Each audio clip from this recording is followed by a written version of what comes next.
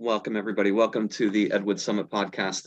I'm really privileged today. This is episode number 13. I'm Greg Jaber. I'm very privileged today. I've had some accomplished people here on the previous podcast, none more so than illustrator, animator, painter, artist, Milton Knight, who's had a long and storied career. And we've talked now for a few months about doing a podcast where we would talk about Ed Wood. I actually interviewed Milton via text on the Ed Wood Wednesdays portion of the Dead to Rights blog, D2R, D2, I don't even remember Joe Blevins is going to be really upset with me for not remembering the URL off the top of my head, but I'll link to it. And Milton was gracious enough to answer, 10 questions about Ed Wood, being what I'd call a woodologist, somebody who, like myself, has a deep and abiding interest in Ed Wood. So a couple months ago, we were talking, and Milton graciously agreed to come on a podcast with me. And he's been extremely patient with me to finally arrive at this point where we're talking today. So I wanted to ask you, Milton, certainly give us a brief overview of all the amazing things you've done. Obviously, we could talk about that for hours, and you did at the Grotto Orloff show. But also, I'd be really curious to know, very curious to know, what's your affinity? What draws Ed Wood into your interest to this extent? Well, during the Sleaze Mania period, when Johnny Legend's tapes were coming out, what was that, the early 80s, mid 80s? Yeah, like mid 80s, yeah. And maybe a little before that, some friends tried to clue me in to Ed Wood. And when maybe the first one I saw was Plan 9. I don't remember, but I remember me thinking that I didn't think such films could be released legally as films. Things were just so threadbare, they blew my mind. But it was when I first saw Glen or Glenda that it was at a friend's house. It was on a tape. And it was a big joke. It was supposed to be, but I found it rather touching than funny. And I knew he was a person who was going to say what he meant, whether it looked awkward or silly or not. Right. Because he just didn't seem to care, or because he didn't realize it, or because he simply couldn't control himself. And it was the same thing with Plan 9 when Lugosi's crying. I thought it was one of the most tragic things I've seen. I didn't see why people were laughing. And somewhere along the line, I finally kind of got in the joke myself. But as for affinity, I'm just into all that illegal film stuff, that I don't know, sleaze, whatever you want to call it. Yeah. It just attracts and fascinates me more than $1 million blockbuster. I just don't, billion, I should say, billions. They don't have all that money to hide behind. And I don't know, it just feels like, even if they're pandering at their worst, I mean, there's just a human element there. I don't even know if I call it a human element. I hesitate to say more honest. I'm not sure what to call it, but there's just some sort of aesthetic going on there that gives me a good time. That's what it really is about, a good time. Right. I enjoy it as well. I think for me, maybe sincerity is an accurate word for it. There's a level of sincerity that if you are working on $1 billion blockbuster, how does anybody really, perhaps with the exception of the so-called auteur, how does anybody really insert their passion and their viewpoint and sincerity into it? It's a job, right? And it's a complex job, no doubt, making a big budget film. Very different from what Ed was doing, where it was very much close to guerrilla filmmaking, no doubt. Yeah. Can I get some water? Go ahead, Milt. Thank Absolutely. you. I'm sorry. For sure, for sure. So while Milt is grabbing a little drink, just for those of you who have come here to the Ed Wood Summit podcast for the first time, because you're coming here to see Milton Knight, you may not really care about Ed Wood. So what the methodology of the Ed Wood Summit podcast, I started doing it earlier this year. I think really finding time in the pandemic, finding more time in my day and looking for something to occupy myself. I initially invited a few of my friends to join me here and just talk about Ed Wood, and it's perpetuated over the course of the last 6 months. So now very much so I enjoy on a weekend either myself solo talking to other folks who are gracious enough to come onto the podcast with me, like to sit down, decompress from my stressful work day, have a beer, and talk about Ed Wood with people who are like-minded and like-directional. So in any case, let's go back, Milt, to well, do you want to say anything about your work, your work personally as an artist? I'll say about it. I really, it's better if I show it, but I'm, I was always into the older stuff. Right. Best of all, 20s and 30s. And I Yeah. go, back and forth. But that's what, when I was a child, inspired me very much. Uh, they were not easy to see, and there was no videotape. I mean, I was born in 1962, so the best you could do was wait until the hour that they were shown. Right. And I also had 8 millimeter Super 8 home movies, and I was just, you know, dazzled by the fullness of, you know, Fleischer and other people too. But I knew that that was more the sort of thing I wanted to do than the more bare stuff that was being made in the 60s and 70s. 70s, forget it. So even back then, when I was 6, 7, 8, I was imitating that stuff, and it continues to inspire me, although I've gone off in my own direction too. Uh, it I wasn't having a happy childhood, and I started work as soon as possible when I was 17. In whatever I could, I wrote Richie Rich comics. I did illustrations. Um, I worked at Screw magazine. Did a lot of adult stuff. Uh, and continue on and on, illustration, everything. And then about 1991, I moved to Los Angeles and animated and directed some animation there. And that went on for about 20 years or so. Mm. So, yeah, no, I continue to do comics. I continue to do, I do painting, like some of the stuff back there.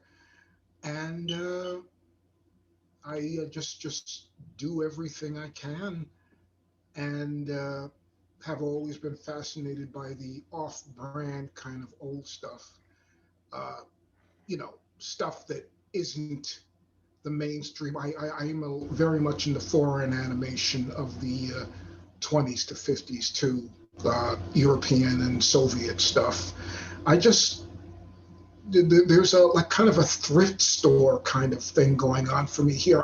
A lot of people don't like those thrift stores, whereas there's like a layer of dust and it feels disorderly. A lot of people don't like that now, but I just like to discover new things that I haven't seen, and I'm always open to see more and learn more. I don't want to stop.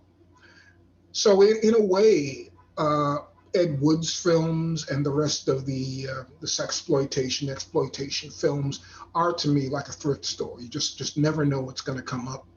I mean, I can look at like a bunch of trailers and see a lot of the type, a lot of the hype, like Beautiful Girl Sings or whatever, and everything's in different lettering, and you have like the gray backgrounds with like stars and film sprockets and stuff, and it's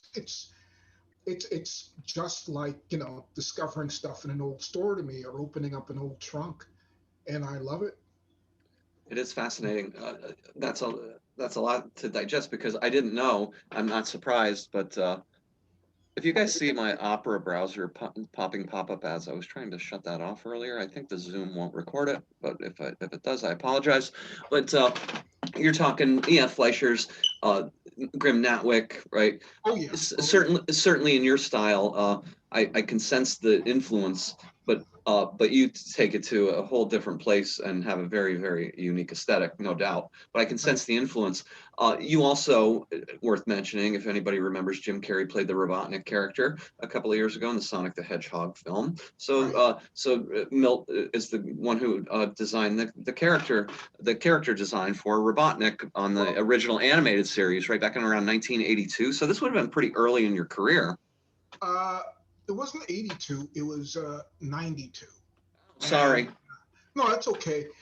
And Yeah, that makes sense, I right? I did one version of the character that was on the Adventures of Sonic show, the syndicated one, the one that was humorous as opposed to the dark, serious one.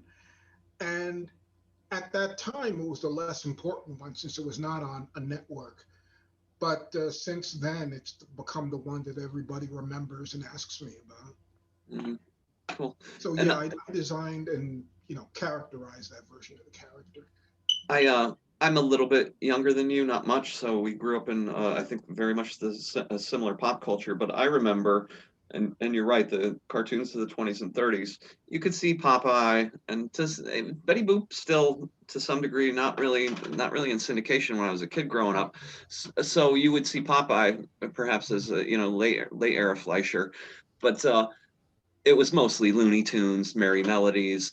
It was Tex Avery cartoons, and so I'd watch those for a half hour before I got on the bus in the morning, and I'd get home from school, and they would be on again. So you would be just Bugs Bunny, obviously all of that. And I love that stuff certainly, but the 20s and cartoons of the 20s and 30s. Super quick anecdote. We will actually, everybody always I think thinks is really the Ed Wood Summit podcast about Ed Wood. When do we get to talking about Ed Wood? We will shortly, but back around 1992 or 93, I was in my early 20s, and I went through this strange phase where I was a movie buff, but I didn't want to. Live action films started to appeal less and less to me, and animated shorts and even features started to appeal more and more. So I went through a period of about 2 years where I probably almost exclusively watched animation.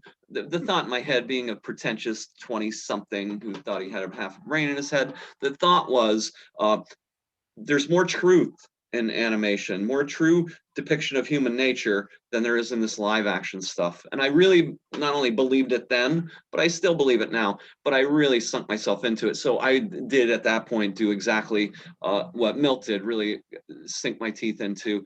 I still have, I think, a laser disc of Bosco cartoons, a laser disc. Right? So anyway, and you mentioned Soviet cartoons. Probably 5 or 6 years ago, I was really very deep into Eastern European animation myself, including the great stop motion animation. So we'll push that aside. And if you enjoy this conversation, Milton, please come back to our sister podcast, Faster Podcast Kill Kill, and we could talk about this Eastern European animation, because it's an incredible thing that probably the average person doesn't know a whole heck of a lot about. So. Yeah, I love that.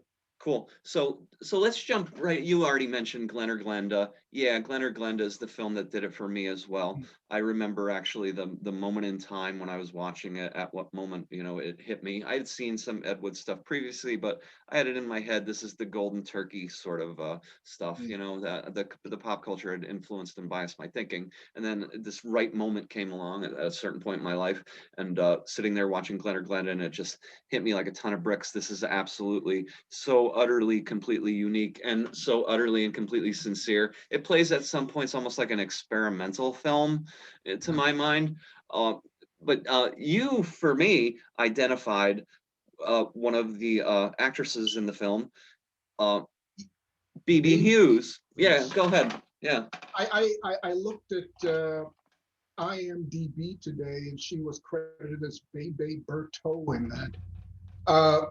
And I think she used the name Bartow as well. Whatever. I found out that she was a costumer in Burlesque. Wow. And I didn't know that. That's great. And she helped a lot of them. And Yeah. How did I specify her? I don't remember. She was in the nightmare scene. Just Right. tell people in Just Glen or going like Glenda. this. She was Yeah. Right. was the one who was whipped by that evil guy. Yeah. And I remember reading, and I don't remember where, that they were actually husband and wife. Doing that was their act. And she was Baby Bartow or Hughes was kind of a comedian. She was the one. She was always mincing around and making Yeah. faces and being funny. And I did get the impression that she might not have been, you know, as much in the the main circle as others. And I think that she may have been kind of on the fringes of burlesque. Sometimes a costumer, sometimes doing an act. Right. Uh, what else did you were you thinking of? Well, that's the first time I've ever heard that as well. That Bibi's that could be Bibi's husband who was whipping her in the sequence. When I did, this is the nightmare sequence, so I wasn't thinking of it differently when you first said it. So there is the insert sequence with the Yeah, whipping, the stripping, and a lot of people who think that that is inserted in the film and was shot by W. Merle Connell, who was the proprietor of Quality Studios, and George Weiss had an office across the street from Quality, and that's where actually he shot a lot of his films unrelated to Ed, which I think we're gonna ultimately talk about here momentarily. But yeah, Bibi, she shows up in a lot of something weird, old oh, something weird video compilations mhm, in these shorts that are pretty tame. They're right. very tame for the most part. Some of them shot outdoors, like shot what looks to me like it's at Corriganville. I remember, Gorilla Rock at Corriganville. This face, a rock looks like the face of a gorilla in Corriganville, which that's Crash Corrigan. So he ultimately, of course, worked on the production of Take It Out and Trade with Ed Wood towards the tail end of his life. And another long story for another day. But that's where principally I've seen Bibi outside of Glen or Glenda is in these what would have been mail order shorts. Yeah, Mm. yeah. Uh, Once a month, you get these like reels of cheesecake.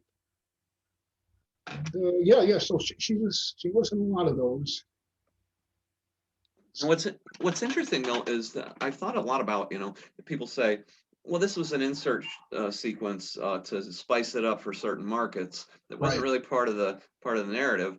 But she's, to your point, being whipped in the insert sequence. But she's Yeah. also in the sequences where what I'm talking about. There are the nightmare sequences in Glen's head where everybody's crushing in upon him, and she's in those sequences as well. So I find it hard to actually understand that because I don't know the provenance where the information. I think, I've heard it many times over and everybody just passes that information along. Merle W. Connell shot a whole bunch of, he shot a lot of the girls who worked at the LA Follies at Quality Studios and shot tons of burlesque shorts. So you would think, but I'd never seen that footage anywhere else. So I think it was specifically, in my opinion, specifically shot to be inserted into Glen or Glenda. That's not typical of W. Merle Connell's type of burlesque footage. I can't say that I've spotted her in that sequence with the crowd. Uh, and I've always wanted to learn exactly what that footage was. Uh, Yeah. I mean, you're probably right. I mean, I just unless he was doing some sort of a parade of sin thing, like you know, Dwayne Esper did, some of these guys did, where it was like any excuse to show some TNA and some, I don't know, Right. drinking, whatever. Uh, unless it was that, I have no idea. Like you said, it's not like his usual thing. They'd be in front of a curtain or something. Right. Right. And with the Roman columns, right? The fake Yeah, yeah, steps yeah, at yeah. Quality Studios, right? But Yeah. yeah, so there's nothing, and I've seen a staggering, I've seen a staggering amount of these burlesque shorts, and I've never come across anything even remotely like that. Yeah, yeah. No, now I know that. Well, I mentioned Blaine Esther. There was this feature, maybe lost. I don't know. It's called Hellevision,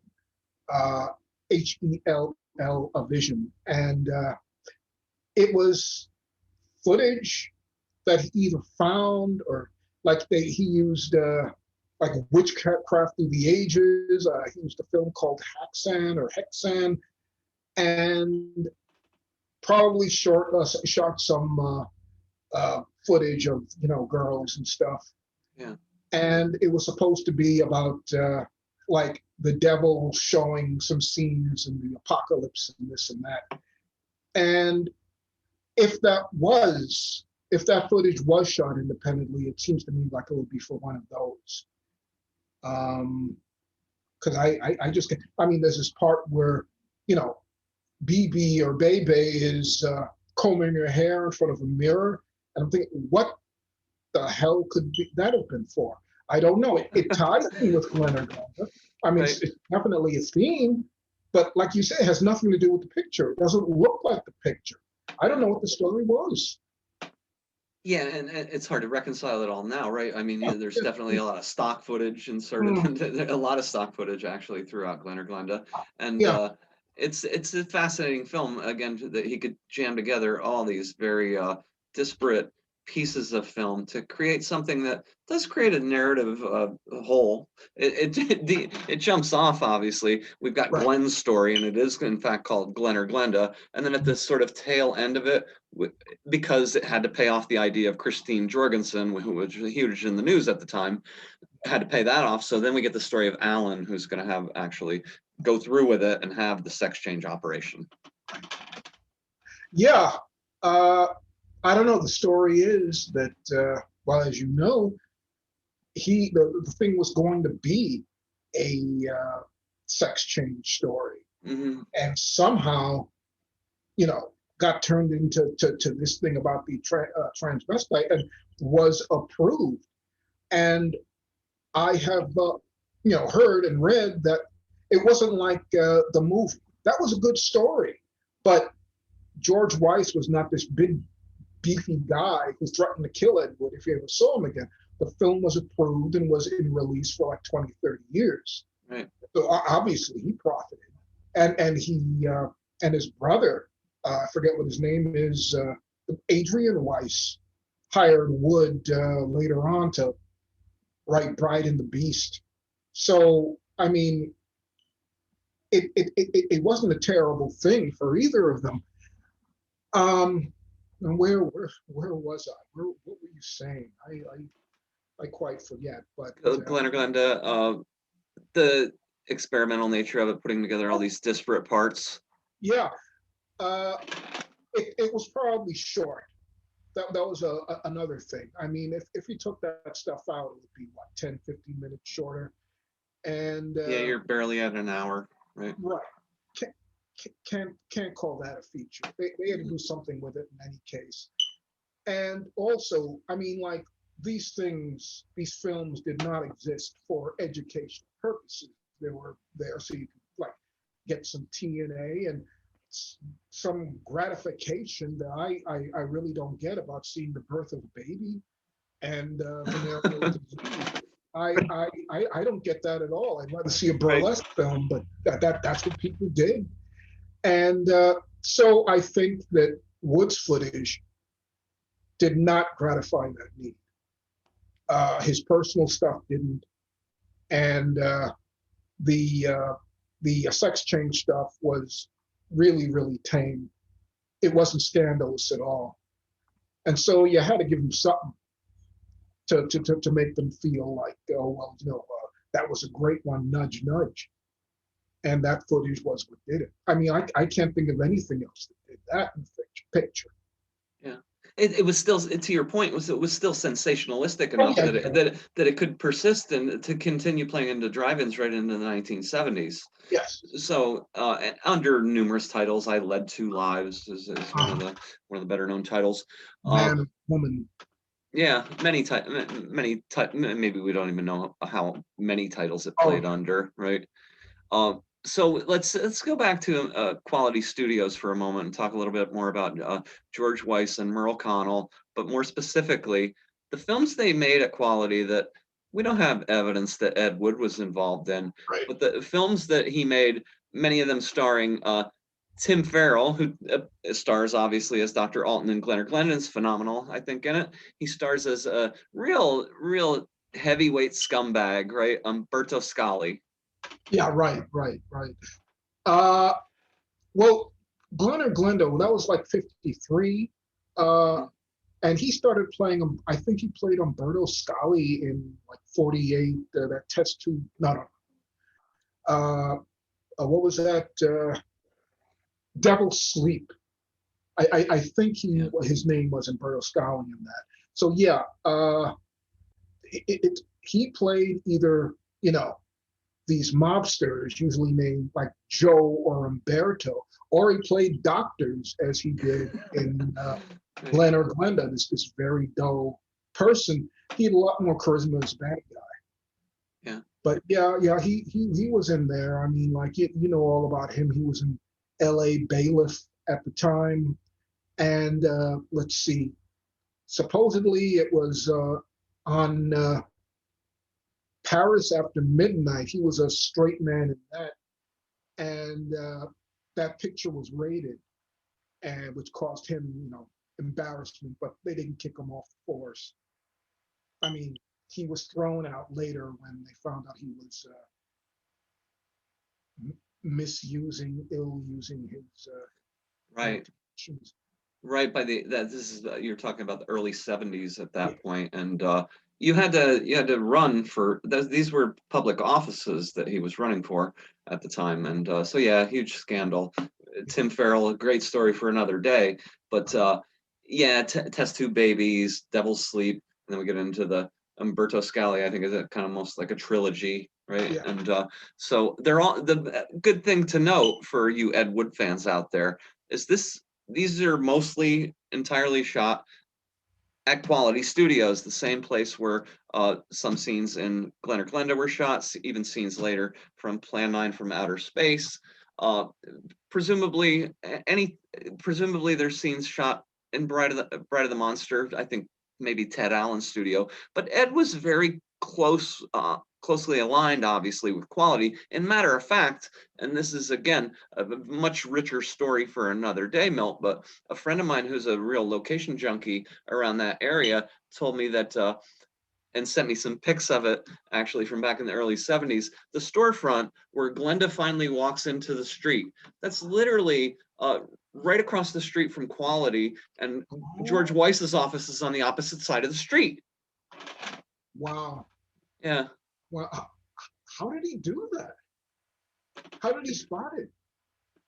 He's again location junkie. He lives in that area, and Yeah, he pores over old photographs and things like that, and of course over any kind of ephemeral details he can find to try to piece it together. So that's right, something again, a location tour we're going to talk about another day. We're going to talk about at some point here, Milt. We're going to talk about Strom Avenue to get right. into a location here in a little bit, but let's jump off and briefly, you already mentioned it, exploitation films, right? You've got Dwayne Esper. Noted to me a couple months ago in an exchange that you're really a big fan of Maniac and Narcotic. Myself as well. Yeah, I don't know. They're appalling, and what can I say? It's again, it's that thrift store thing. Somebody said to me, Maniac is, and you can say this for them too. They're by sick people for sick people, and I mean, most of these people, like Esper, other producers, uh, Irving Claw, were they were not like you know rebels on the outside of society. These were very conservative uh, businessmen with the wife and the house and the car. They probably belonged to the Masons. I mean, they were city fathers. I mean, there was nothing counterculture about these films. So Esper, I mean, you see the films he made, and then on the other hand, you see the promotions that he had, to make the films respectable, touting his family, his wife, his children. And his wife actually wrote some of this stuff. She wrote Narcotic based on her own family's experiences. And so, yeah. Where are I we didn't going? know that. It's been a long time since I've seen. Again, I also enjoyed Maniac and Narcotic. I think I have an old DVD that collects together back around the 20-year-old DVD that collects together some of Esper's movies, but it's been a long time. So that's a detail I didn't know, that his wife had written Narcotic from personal experience. That's fascinating. This is what's so much fun about these conversations when I have other people join me here on the Ed Wood Summit podcast. I learn so many new things, and I hope you learn new things too. All of you who are watching, as well as you, Milt. It's a great exchange of information. So let's jump, because I already mentioned it. So Strom Avenue is in North Hollywood, and in the early 1970s, Ed is living at, I think it's 5617 and a half Strom. Is that right? Yeah, that's what I remember. And I in the early 90s, about 94, 95, I was living on 5637 Strom Avenue in an apartment. So like his house was, just down the block towards the corner. I didn't, of course, I didn't find that out until, your site and your interviews. Nothing special about the neighborhood. I mean, I had a nice place there, but it was in the line of the Burbank Airport, and I was on the second floor. Place was shaking every 5 minutes, and I stood with it for about 7 years before I said, "Well, I can't take this anymore." But yeah, nothing special about the neighborhood at all. 5617 and a half was a house, and they had the family there had a garage sale at one time. Very boring, nothing special about it at all. They did have a lot of copies of a musical DVD, not DVD, cassette that some friend, a member of the family had done. I bought one. I don't know where it is. There's nobody I ever heard before. Nobody's mentioned it either. But yeah, that was what I remember about that house. And it's been torn down and since, and I understand they've cleared quite a few of those buildings to put up another ugly apartment house. Yeah, if you look into the locations where Ed Wood lived, not only in North and West Hollywood, around North and West Hollywood, but also going back to Poughkeepsie, you'll see some of these buildings are biting the dust as time wears on, understandably, right? And look how long it's been. But yeah, so just real quick, because I'm curious. So we have Ed living at a house, and again, this isn't the location summit podcast. I'll get somebody on who can really talk more broadly about it and much more intelligently than me. But since you knew that geography, Milt, I would really be curious. How far are we talking? Like Strom is how far from generally? Like he lived previously on Bonner Street, and subsequently, I think he lived at the Yucca Street apartments. Well, Bonner, it was in the neighborhood, of course. I never really traced the directions, but I would drive with a friend through North Hollywood, and he'd point out Bonner, and he knew that Ed Wood had lived there. And he'd say, "Hey, look," and so it wasn't that far. Yeah, and that's exactly what I discovered when I really started researching and finding that it wasn't just Franklin Street, the house he grew up in Poughkeepsie, but his dad and mom moved the family around a very tight geography, right around the western edge of Poughkeepsie, right, butting up against the Hudson River, even the mid-Hudson River Bridge. He lived in a house actually that was at literally the mouth, the eastern edge of the mid-Hudson Bridge, where he could have probably walked out the door and thrown a rock at the bridge. So same thing. And again, you think about patterns that we develop as human beings, and we start to, do the same thing almost unconsciously. So he's on the opposite coast. He's 3,000 miles away, and it's decades later. But yet again, he continues just moving around in this very tight geography. Yeah. Did he move to Los Angeles as an adult, or just to get into the movie business, or did something else lead him? Yeah, that's a great question, Milt, because it's probably one of the murkiest periods of his whole entire life from a biographical standpoint. What exactly happens after he leaves the war, after he is discharged, World War II ends. He eventually, soon thereafter, makes his way back to Poughkeepsie, and he spends a little bit of time there. His dad is at the time, the head of the VFW post.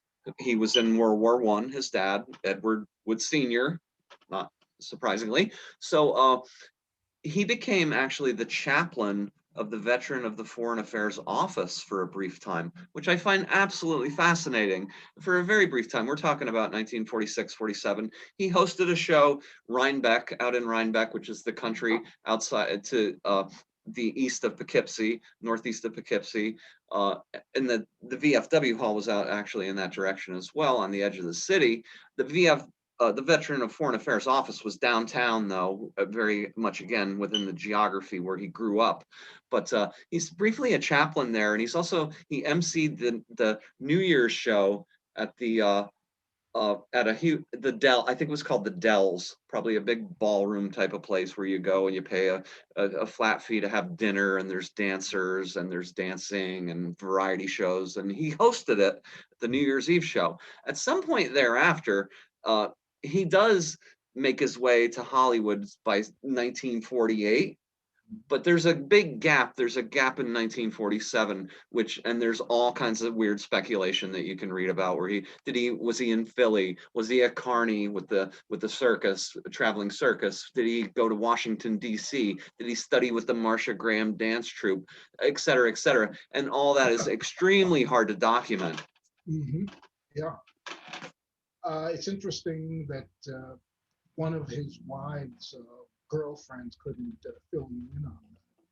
Was his lady friend during that period? Was she alive to be interviewed? During that period around Yeah. Right after the war? Well, yeah, about that period. Was she? I don't know. I don't remember which woman it was, but when they interviewed, these people, was she able to fill you in on anything, or fill the interviewer in? From what I understand, Milt, is that he wasn't yet with Dolores Fuller. Their relationship didn't kick off until probably around 1952, probably not too long before they started shooting Glen or Glenda. And during that period, I don't really know what relationships he had, and it's not really recorded. He did, according to Nightmare of Ecstasy, he had a daughter. And from what I understand was he was, after the war, he was stationed, or at the latter part of the war, when he was no longer at sea. And you got to read the Unknown War of Ed Wood Jr. by Jim Ponalillo to see the whole entire war record to understand all the details. But Ed did travel to the Pacific, but he did not actually fight.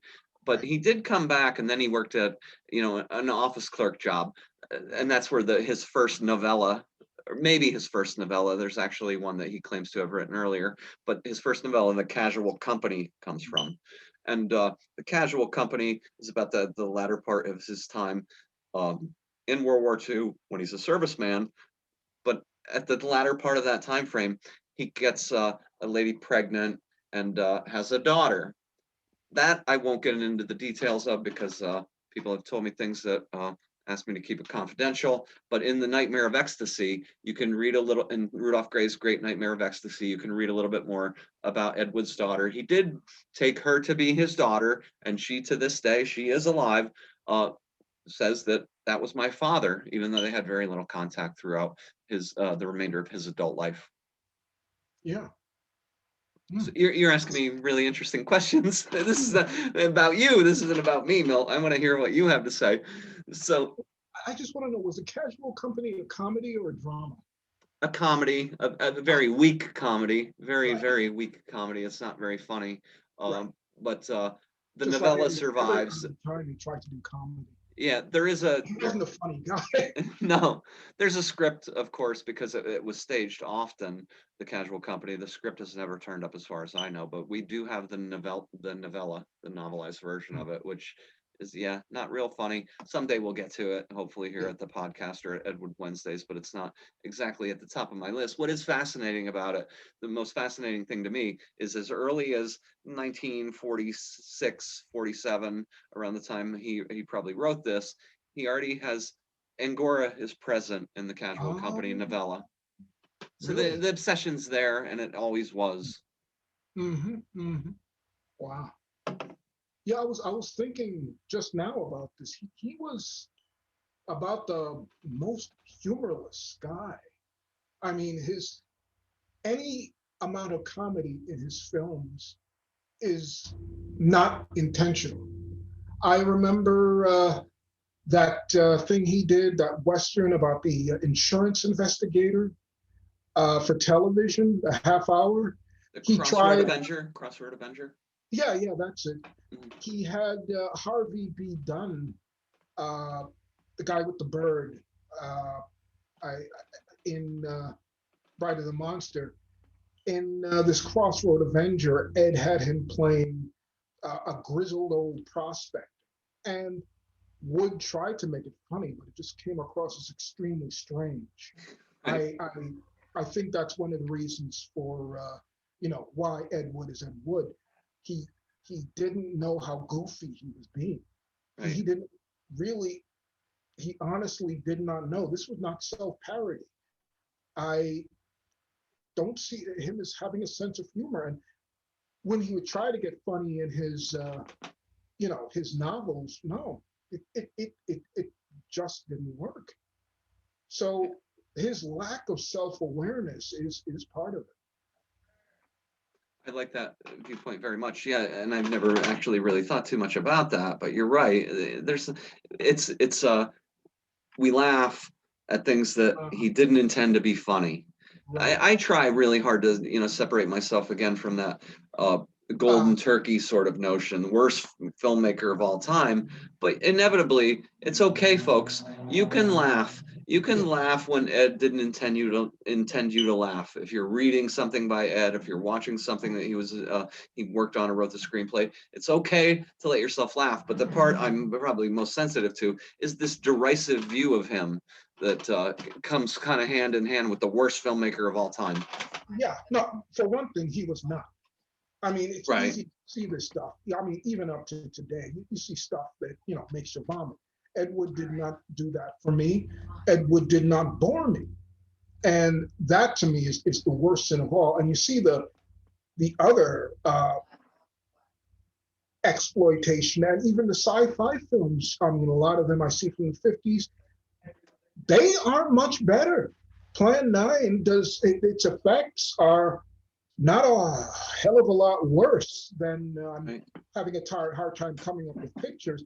But somehow people, the Medved brothers, and it was probably going on elsewhere too, he became the poster boy. Yep. And people weren't watching those other films, other sci-fi films. They were watching Wood's films. Yep. And they didn't know that there was anything else that could be even worse. Maybe he fit the bill, right? Maybe he fit the bill, right, Milt? Because he could be easily sensationalized because again, and he was a transvestite, right? So he could fit the bill to be portrayed in that light. And right, despite his work and which again, so he wore women's clothing. I'm like, I don't understand why that's funny, like why you would snicker out of the corner of your mouth at somebody because they wore women's clothing. He had to endure, certainly, especially early on. He knew he had to endure a society that was foursquare against that. Yeah. Just thought just now, the idea of a cross-dressing director to a lot of people is a gag in itself. They think of a director, they think of this you know, macho guy. They think the guy with the jodhpurs and like bullying people. And so they think, hey, he cross-dressed, he did it at work. This is so incongruous that, let's laugh at it. It's to a lot of people, it's like polar opposites together. I mean, Glen or Glenda. Yep, indeed. Yes, he's no Cecil B. DeMille. He's no Eric von Stroheim. He's not that guy for sure. Right? Yeah. So cool. So let's talk a little bit about there's early Wood, the canonical films. So, Glen or Glenda through Sinister Urge, and then there's a little gap, and then he's screenwriting and getting himself into adult films, and certainly eventually starts actually directing adult films. And I know we've talked, and I know you have a viewpoint on that. So what do you, I really just want you to share your viewpoint, please, Milt, with everybody about where was he at that point in his life? Was it born of a desperation? I believe he was earning money. I think he was doing a job. And he thought at the beginning that someday he'd get out of it and that this was just a stop point. And I think that after a while, he got more worn down and more depressed about it. And it, both him and the porn he was writing got more and more depressive.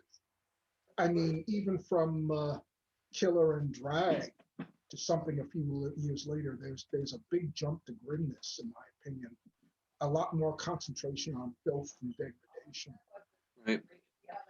Which partly is also the movement of the industry, right? Partly also that he has to write increasingly graphic content because we have early 60s, we have a lot of free speech sort of cases with things like William Burroughs' Naked Lunch, etc. And so things are starting to free up a little bit. So that quaint nature of a paperback like Killer and Drag, it's a good actually contrast. You've got Killer and Drag at the beginning, and you've got TV Lust at the end of his life, and they're vastly different books, but they have the same thematics. Well, it's not just the level of porn that I'm talking about. It's he didn't begin writing about winos and street people, going further and further down. And even though he always had this snide side to his writing, by the end they were downright nasty. I mean, so I see it as a loss of morale. He was like he was saying, the hell with it. Things were going to hell, so I'll go with him. Yeah, some of that, and some of those later short stories are certainly now collected in a couple of volumes, so we can avail ourselves of them. Because you're right, Mel, they do get very violent. They get very extremely nihilistic to the nth degree. You can hardly believe what you're reading, and you're like, this is a really dark, incredibly dark view of human nature. Yes. Yeah. They got down. I find a lot of it unpleasant to read. I'm not a big fan of his porn work. I mean, even though like I draw, porn cartoons. I prefer to call them erotic because they're more about the thoughts behind swirling. But oh God, I lost it again. Well, I'll just go on to say that I see some of the magazines that are posted on your Facebook board, and it's like there's not even anything lighthearted about it. It's So some of that stuff where they don't even use illustrations, and it's just even the poor writing, the grammatical errors and everything else. Sure. lack of an editorial. There's the lack of an editorial function. Obviously, they don't care. They don't care. It's mostly about the pictures. People don't. Okay, who was even reading it? If anybody even read it. So all these years later, for me, it's more so trying to identify Ed's presence in these texts, and he increasingly. I find things that I seem to feel he's quite present in these texts. But you're right. The writing it was never perfect, right? He was I think, influenced by a lot of pulp writers early on, and as time wore on, though, we have to actually absolutely take into account the effect of his alcoholism on his creativity. Yeah. Uh, it I guess it was coming faster. And his wife, said, "Oh well, the drink, was it his wife, Kathy Wood, the one who said the drinking helped?" Yeah. Yeah, yeah. So yeah, I think like a lot of artists, he was using it to lube up his creative mind, and just get to a point where I'm just going to get it done. Yeah. He was getting away with it. Whatever he wrote, I have never heard a story about Ed Wood's story getting rejected. Right. So it really didn't matter. He knew it didn't matter. And zip, zip, zip. I'm gonna like write this thing and get my frustrations out. That's what he was doing, in my opinion. It's just That's content.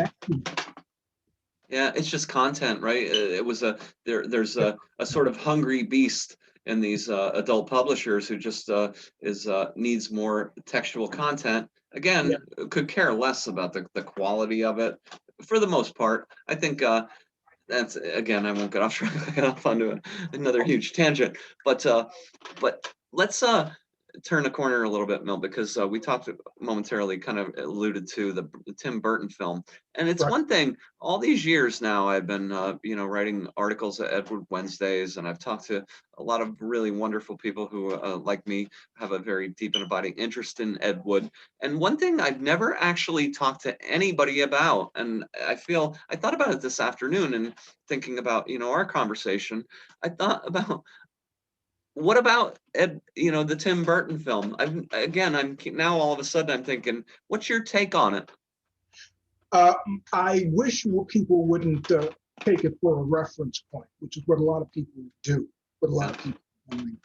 And I think it's a fairy tale, a very nice fairy tale that manages to get an uplifting point at the end. But I think he was played to be a crazy person. I think they, being Hollywood, uptight and self-conscious, they held themselves secure in the belief that, oh, nobody would turn out these films, nobody would turn out Plan 9 if he wasn't crazy. He had to be a nutball, and that's the way he was played. And I didn't particularly go for that because I didn't know. But I don't think they were made that way because he was crazy. They are assuming that, oh well, if he was sane, he would have done a sane picture. And thank goodness we're not like that. So that's basically what I think. When I saw it, I enjoyed it, and it was a dramatic story. Don't go there for accuracy. Just don't go to a biopic for accuracy, because real lives don't make great theater. Those are documentaries. This was a fantasy. Sure. Well, it's a Hollywood film, big budget Hollywood film, and it's starring Johnny Depp, no less, right? So and Johnny Depp at the time and Tim Burton, they're very hot, coming off the heels of things like Edward Scissorhands. So and a couple up and coming screenwriters, and I think I agree with you, Milt. I agree with you absolutely wholeheartedly. It's an exceptionally well made film. It is exceptionally entertaining. There's great dramatic hooks. The relationship between Bella and Ed is brilliantly done, but it is not. Don't take it to be biographical. Don't take it to be a document of what was really happening. No. And one thing I know that people get on is how Ed helped Bella. I don't see it as that. I think Ed just caught Bella on the way down. Right. And he got him a few grand for what he did, but it wasn't saving him. I mean, No. that's another thing that the movie kind of promoted. And people say, "Oh, what a beautiful story." You know, it's a movie. That's all. Sure. What I would like very much to see. Have there been any good, like just straight documentaries on Wood? Because I haven't seen them, but I find that interesting, and I'd like them to see them go past, you know, Sinister Urge. I'd really like to see something covering his later years. It's interesting you say that. So my friend Jack Descent, who passed away in 2018, he and I have been talking for a couple of years about exactly that, a documentary about the latter decade of Ed Wood's life. Another friend of mine, who we're still actually talking about it, so I won't disclose his name, have talked about that. Another friend of mine actually sent me a script he wrote that is a sort of fictionalized version of that last 10 years of Ed Wood's life. And I know of other people who are saying exactly what you're saying. We need to sort of have some sort of documentary viewpoint on this latter part of his life. To some degree, I'd like to think if you stitch together all the articles at Ed Wood Wednesdays, you would start to get a portrait of what was really going on at that point. But to make it, I want to do that, Milt. It's so funny you say that because I want to be a part of that. I think there's a very rich and compelling story there. Yeah, definitely. Yeah. And go ahead, please. No, please go ahead. If it could be done without being like a rub in, you know, a nose rubbing into the depths of whatever degeneracy, if it was not like a film like you know, I don't know, I'd say Barfly. I've never seen it about the lowest low life around, because he wasn't really that either. It's rare to find a movie that can, you know, just be real and get a middle ground there. I mean, don't make it into a big show of you know, guys sinking lower and lower either. Right. That would be Interesting. nice. Interesting. I don't expect. It would, and you made me think of something I haven't thought of in quite some time, but Barfly, right? Charles Bukowski, who lived actually in very much the same neighborhood where Ed Wood lived during a time frame when Ed was there. I've had a thought, and I've literally had this thought, Milt. I could see the two of them actually standing in line next to each other at Playboy Liquor. Not knowing who each other is, but very possibly, why wouldn't it have happened, right? Could they have even crossed paths? So I'm not going to get off on the Bukowski tangent because it's something else again on the research list of all the topics to try to follow up on. There's Bukowski's crossing paths with the adult sort of text. Writing adult text. He wrote a couple stories for Hustler magazine later, and now I find myself getting into it a little bit. But he's friends with a guy named Jory Sherman, who ended up actually, and Jory Sherman was a San Francisco poet, a kind of young guy, and they became drinking buddies. At first, Bukowski tried to promote him sort of publicly, and in later years sort of said he's kind of a jerk, right? But Jory Sherman actually ended up writing for Pendulum, writing full-length books, socio-sex books for Pendulum by 1968 or 69, at exactly the time Ed's there. Does this all mean it's somehow interconnected? It doesn't mean all these people knew each other. Oh yeah. I find it interesting that all the writers wrote there. I mean, instead of doing it to the homes and bringing it in. Yeah. I'm not accustomed to that. You're referring, of course, to the Pendulum office on West Pico Boulevard, which they had to show up and punch a clock every day. And Bernie Bloom showed up periodically to sort of breathe down their neck and make sure they were being productive. So yeah, it's a very different environment. Yeah. I'm wondering if that means they're getting paid by the hour or what. Who knows? I mean, you would know. One of your friends. So what I know, I don't know that I know for sure, but yeah, getting paid hourly. This is like a 40-hour a week gig, typical work gig, right? Go to the office, punch in, sit at your desk and hammer away on the keys and produce content for us. And we'll Right. pay you some pretty minimal wage.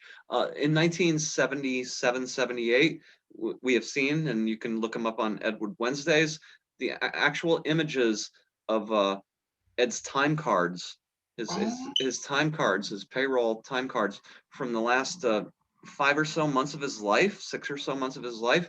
And at that point, he's still working for Art Publishers Incorporated. Is he working at and that was at that time the Swedish erotica brand was published by Art Publishers Incorporated.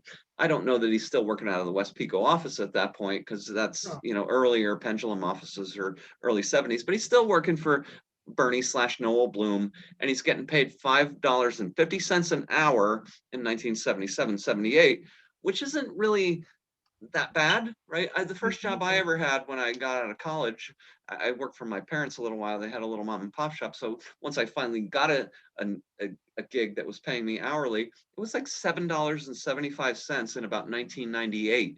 So Yeah. 550 is not horrific in Right. 1977 or 78, and he had a steady paycheck. So yeah, when he's working at West Pico, I think he has a steady paycheck. And Yeah. then from what I understand, I think it was per Leo Eaton, who worked with Ed at the office late 1970 into 1971 for a period of about 9 months. He worked for Pendulum at the West Pico office. And Leo said we would write books. Bernie offered us a bonus of $1,000 if we turned out a full entire book. So they Yeah. had the day gig writing for the magazines with the offer to write more beyond that and make more money. So I don't think he was, I think he was actually throughout those latter 2 decades of his life, when he was largely writing a lot of adult stuff, he was actually making an average living. He wasn't doing horribly. Right. Right. Right. Yeah. No, he was not a bum, but I'm not sure yet. On the one hand, you have that, and on the other hand, you have all these horror stories about him not being able to pay his rent and Yeah, whatever. And I'm wondering if that's just out of bad management on his right. part. He simply couldn't handle whatever money he got. I agree. I Because, think just yeah, utterly irresponsible. He's an yeah, alcoholic. He and Kathy both are, alcoholics, and are they just drinking and smoking the money away for the most part, yeah, right? exactly. Uh, I don't know what else would he spend money on. I Hmm. have not heard of any. I mean, Big Little books. I mean, what? I Right. have I have Right. not heard about him being into anything else that would suck up his money like that. Right. So He's buying old Kenny Duncan movie lobby cards. I don't know. yeah, I'm right, joking. right, Right. right. Right. Yeah, it doesn't quite make sense. I think it's again in Nightmare of Ecstasy. It's a reference that Ed was fairly gracious in lending people Right. money, and that seems plausible. And it's also mentioned in Nightmare of Ecstasy that he would get, periodically robbed in that area of town where he was Oh, on, walking back and forth to Playboy Liquor. Like yeah, he was a mark, and the right. guys in the neighborhood knew it. So they would hit him up, and he would just back down and say, here's the money. And because he didn't care about the money at that point in his life, he Right. cared about getting home with a bottle in his hand. But his wife cared very much. So that was obviously that was a point of contention. Right. What he did, how he handled the money, and his giving in to these people, that sort of Hmm. thing. Yeah. Yeah. So So yeah, well, we won't know for sure, but right. from what I understand, I don't know that Kathy Wood worked in those last couple of decades. I think I he asked was about he was the breadwinner. yeah, yeah. No, nobody on the web, nobody on the Facebook group could answer that question. So Mm, yeah, everybody figures yeah, she was the wife at home. It was all right, on him. right. So what Milt's referring to are the Facebook group is a private Facebook group where I first actually started to correspond with Milt. It's got to be a good 3 or 4 years now, if not longer, and many other great people who are all really very inspired by researching and delving into the work of Ed Wood, and it's been honestly one of the greatest experiences of my adult life is meeting like-minded Ed Wood fans, and we can talk about this sort of stuff, and it's so different than in your maybe your daily life, all of you who are watching, is very different than mine, but my daily life, go to work, I work with a bunch of people who are incredibly distrustful, disrespectful, and I feel nothing but enormous stress. So my whole life of relationships I form with people that I've met through my interest in Ed Wood has just been absolutely a joy, literally a joy, including this conversation with Milt. In fact, most importantly, when I met Jack Descent, it was because of my interest in Ed Wood, and he and I became best of friends. And so here I am in my late 40s at this point, and all of a sudden, next thing I know, I'm involved in, producing a 43-year-old softcore sex film that Jack shot back in the day that never went into post-production. So just like wonderful experiences that I never expected to happen, including, again, writing at the Ed Wood Wednesdays blog, and Joe Blevins has always been so gracious and not only doing a really good job copy editing all my articles, but putting wrappers around them and graphics, make them look professional and make me something that I'm really not. And then the Ed Wood Summit podcast here has been so much fun to be able to have all of these conversations. So I do want to turn, Milt, because you told me something a couple of months ago that really set my mind into a little bit of an orbit. A Bernie Bloom comic called Not Tonight, Joseph. Yeah, I have no reason to believe that Not Tonight, Joseph was a series of a series of spot cartoons, and the subject was, Joseph wants to go to bed with his wife, and each gag is his wife coming up with a new excuse not to. And let me see. I haven't seen the book in a while. I got a copy of it. They were really like trying to get rid of these things. They had a whole box, and the cartoons were drawn by a cartoonist that a lot of people know. I was surprised, who had his own, Ken Landau, I think. Right. But it was like written by some company. It was published by Golden State, and the writer, it said like gags or writing by somebody or in something limited. And I maybe you found that name elsewhere, but you've seen likenesses to Ed Wood's writing, I guess, which I haven't really gotten yet in this Not Tonight, Joseph thing. I mean, like, it's certainly not unbelievable. But yeah, that was done by them, and he was there. So you were the one, you turned me on to this. I had no clue, again, a couple months ago, and it was absolutely staggering to me because it was a copyright record from March of 1963 in the catalog of copyright entries, and you had seen it and sent it to me, and it said, Not Tonight, Joseph, created by Bernie Bloom, which we know is ultimately Ed's boss at Pendulum. And we know that, and it credits it to Golden State News, a huge magazine distributor of pornographic magazines, so-called West Coast Slicks at the time. And we know Ed's writing for Golden State News and working for Bernie Bloom at that point. It attributes the production and writing to something I've never been able to find a clue to since you told me this. Hughes, Bars and Associates, and the Bars is BAHRS. Hughes, Bars and Associates. But yeah, the actual illustrator is also credited in the copyright record. You're right, absolutely, Ken Landau.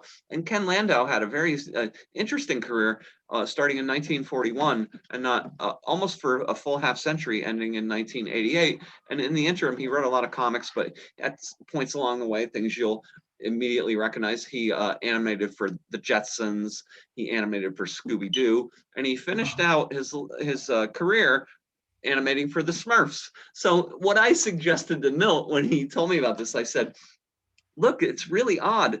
GSN, Golden State News, does not copyright their magazines. I've never found records of them copywriting magazines in the catalog of copyright records. So this one's really odd. And it almost seems like Bloom has a personal reason to say created by Bernie Bloom.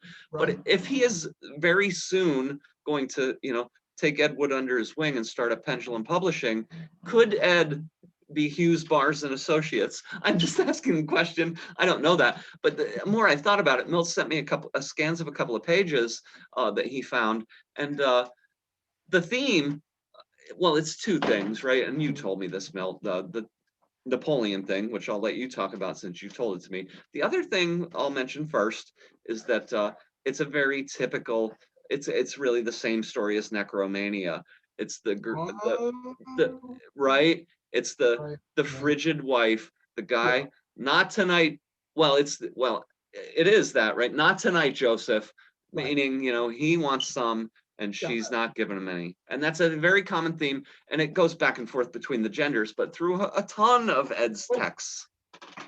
Yeah. So, I mean, there is that, but I mean, think about the fact that this was just since the dawn of adult humor.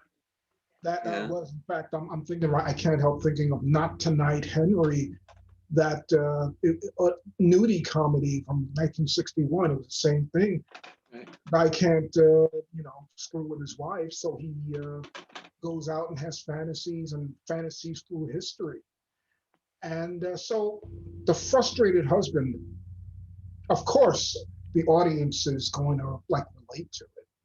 I mean, even people who haven't been married. So I think, they picked up on that. They knew it would work, and it was, it's so rife. Of course, you can come up with cartoons about it. Easy as hell. Sure. And I'm wondering, maybe this book was sold at burlesque shows. I mean, I really don't know. There's another book called How to Draw Girly Cartoons that I believe was published. I don't want to say anything until I find out. I was going to say I thought it was published in California, but now I'm thinking about it. Maybe not. Maybe New York. So never mind that. But there were a lot of, just adult cartoons. I mean, cartoons, humor, and porn do not tie together anymore. But back then, you were coming out of burlesque, and you were also coming out of the idea that a magazine of girls, nude and otherwise, couldn't just be that. You had to have something to back it up to say this is a magazine. And so, humor got tied in. It was just part and parcel, and that's why the Playboy cartoons were in there. And eventually you got a bridge to where they didn't need the cartoons at all. And now, it's nothing but fucking. I mean, and video reels, this stuff is it's about on the level that Ed Wood was working on, maybe less, because there's a lot less work now. Just point a video camera. You don't have to worry about producers as much. The money, just get some friends and make your porno thing and try to sell it to somebody. That's all. Sure. So, yeah, go ahead. No, I was going to say that's it. He's up against challenges that just do not exist now. That's interesting. Yeah, exactly. In today's world, a guy like Ed Wood could potentially flourish, right? He has this immense amount of creativity. I never thought about this until you said it, but he could flourish. The technology is right at everybody's fingertips. So he has this endless creativity. He doesn't have to worry about finding the money anymore. Right. I was thinking about that, and I asked this question. I mean, what if Ed was around when the technology we have, when the internet was here? Do you see him taking advantage of it? Do you see him even becoming an internet star because he wrote this much and this and that? It would be very different, because people become internet stars for any number of disgusting reasons. I think he would have thrived. About money, I don't necessarily know. I don't know anybody who's gotten rich off of the internet. but he could have made some bucks, tied him over, maybe Sure. tried to get back into real pictures, even though I can't see him in those now either. He wasn't the kind of bullshitter that exists now. Right. He was too honest to be the kind of like horse manure guy who works in Hollywood now. Now there's not even the truth that there was during Wood's time. Mm-hmm. It's technology and time and tide. It all changes over time. Just real quick, because you mentioned this to me. Not Tonight, Joseph. There's a 1934 Hollywood film called Not Tonight, Josephine, and that you told me it's great. It's derived from, and it's a common, apparently a common joke that I'd never heard before until you told me. But it's derived from the fact that Napoleon off the battlefield was not able to perform. Not Tonight, Josephine, if you get my meaning. Right. Yeah. So it's a flip on that, gender flip on that, Night Tonight, Joseph. It's a 50-page sex comic, according to the copyright record. And I'm, again, minutely suggesting Ed Wood could have written it. I'm not saying that he did. I haven't read it. I read a few pages of scans, and these are literally just it's a cartoon, so there's just a couple word bubbles, right? There's very little text involved in it. If he did write it, it's not going to be signatory. He doesn't have the opportunity to plug his thematics into it. He's writing literally just really quick, superficial dialogue that's supposed to be, again, funny, right? But they're not. It's not a story. They're just. It's like Al Jaffe's like stupid questions. It's like on each page you get another humorous reason. Zinger, right? Another zinger, yeah. Singer. A zinger, right? Another zinger, yeah, right. Yeah, so that's basically what it is. They could have been split up and made and put into a male digest. Mm-hmm.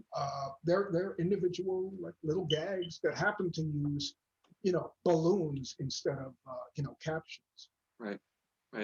So yeah, so, I could easily see them being contributed by other people around the office, put into a box maybe. Right, just sort of the collective unconscious of sex jokes, right? That we all, are a part of as a human being. Yeah. So right. So I think this. I want to give you an opportunity, Milt. This has been absolutely an amazing conversation for me. I've had so much fun having this conversation, and I hope you have too. I want to give you an opportunity to. Is there anything else you wanted to talk about vis-a-vis Ed Wood before we kind of start to wrap this up? Anything else that you feel the need to bring up? Me, I'd like to find out more about some of the supporting players. I was thinking of Harvey B. Dunn, and Bibi Hughes, and there was Charlie Crofts was the man in Ed Wood. I mean, the man in Glen or Glenda, Glen's friend with whom he has a heart-to-heart chat with. He was in a few pictures. Mm-hmm. And I swear I remember somewhere one of Ed Wood's lady friends saying that he was a cross-dresser. I can't remember where, supplying documentation. But I'd like to know about these people, the ones who gravitated around quality studios, Burlesque. So if anybody's got any info like that, please, get it to one of us somehow.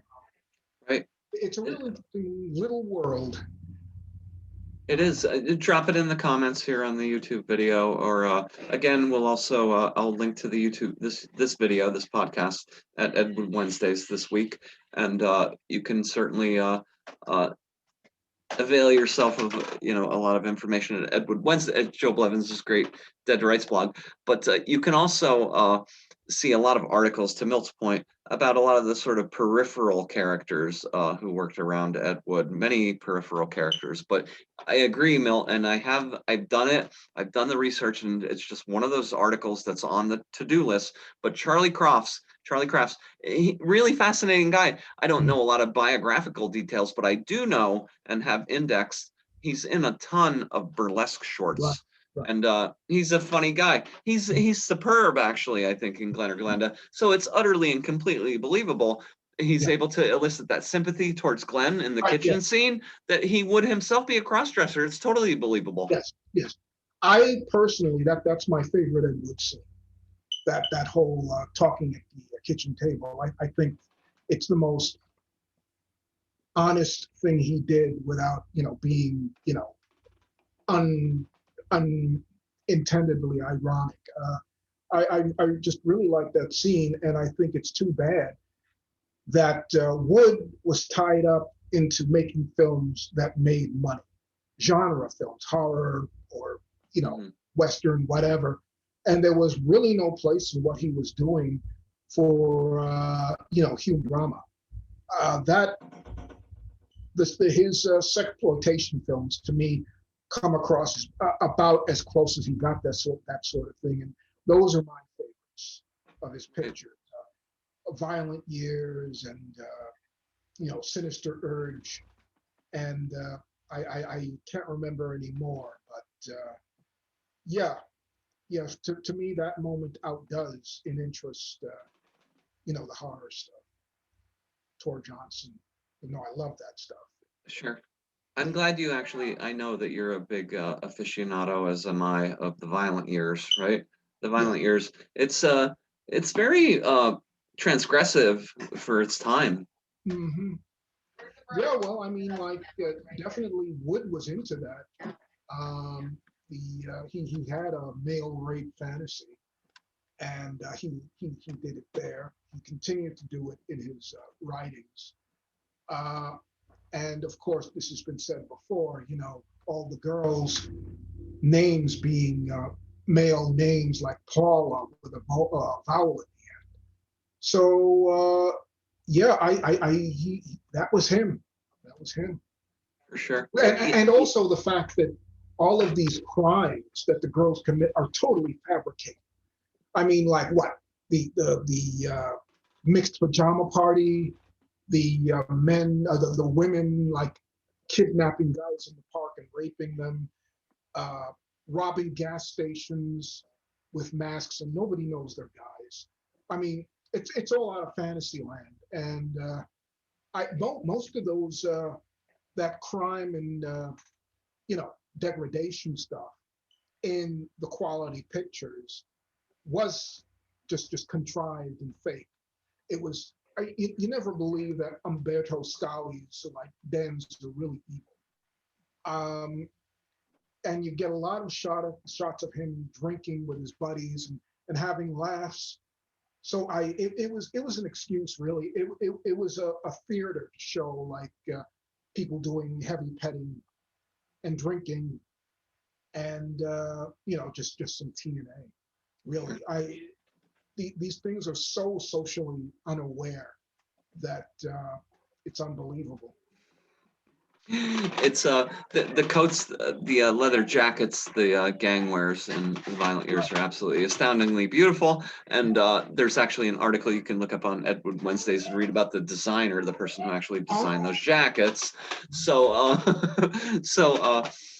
but this has been great, Milt. You've given me so much food for thought in terms of seeing things from a different perspective, and really got my wheels turning. My wheels are generally turning around Ed Wood quite frequently, but I love it when I get set off in a direction that I had no clue, right? I never really thought about. And what you just said, literally, about the male rape fantasy and tying it to and appearing in his later texts quite frequently, it's really based on some of the current research I'm doing on another topic. It just syncs up to such a degree. So I guess I want to give you opportunity for sort of last words, unless you want to perpetuate this conversation. But I think we've had a great conversation. We've had a lot to say. So any last thoughts? Well, no, just that I will be sending you some links to my artwork to put below this interview. So Sure. if you like, please check me out. For sure, absolutely. I Check do out Ed Wood related art as well. So. Sure, cool, very cool, Milt. Well, absolutely, I'll link to anything you send me. Link here at YouTube. We'll put links in the description box about a lot of the things that we talked about. Also, this will be linked at Ed Wood Wednesdays. You maybe found it there. If you want to subscribe, hit the subscribe button, and you're likely going to get the video a day or so before it gets linked at Ed Wood Wednesdays. I generally put it up first, and then put a little wrapper around it, or Joe Blevins and I put a little wrapper around it at Ed Wood Wednesdays. So again, it's been a privilege, Milt, and I hope we can talk about something someday, somewhere on a podcast at some point in the future. I know we'll obviously continue to correspond, and that relationship means a great deal to me, and I appreciate you tremendously. I appreciate you having me here, and I certainly appreciate what you've been doing for it. Thanks, Milt. Have a great one, everyone. Please join us again, future editions here at the Ed Wood Summit podcast, and have a great night. Bye. Bye.